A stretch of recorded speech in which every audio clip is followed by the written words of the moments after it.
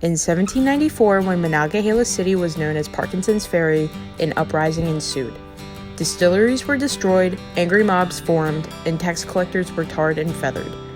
It was the Whisky Rebellion.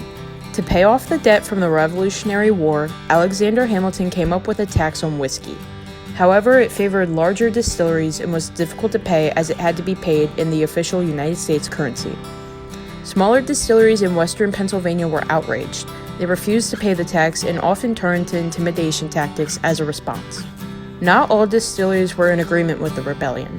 A mysterious figure would come out of the commotion and send them a letter.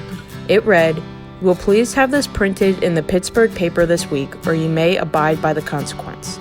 This is my fair warning. Traitors, take care, for my hammer is up and my ladle is hot. I cannot travel the country for nothing." It was signed Tom the Tinker.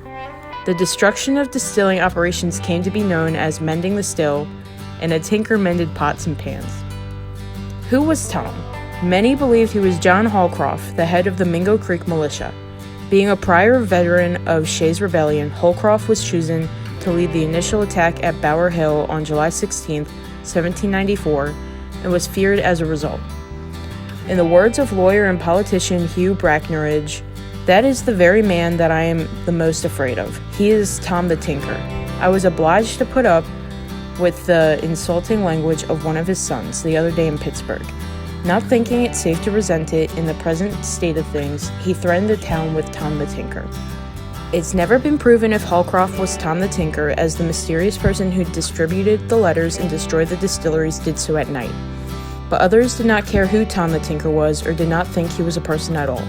They saw him as a symbol. Rebels called themselves Tom the Tinker's men and chanted "Hurrah for Tom the Tinker." He wasn't just a symbol of violence and insurrection, but a shepherd to those in the area where present-day Monongahela City sits, who made a living by making whiskey. Despite the violence, the Whisky Rebellion would end peacefully. Albert Gallatin, a Senate representative elected in 1793, opposed the whiskey tax while believing in peaceful resolution. His speech at Whiskey Point on August 14, 1794, helped lead to this ending. John Holcroft would pass away on October 16, 1816, at 75 years of age. He is buried at Mingo Cemetery, located at 598 Mingo Church Road, Finleyville, Pennsylvania.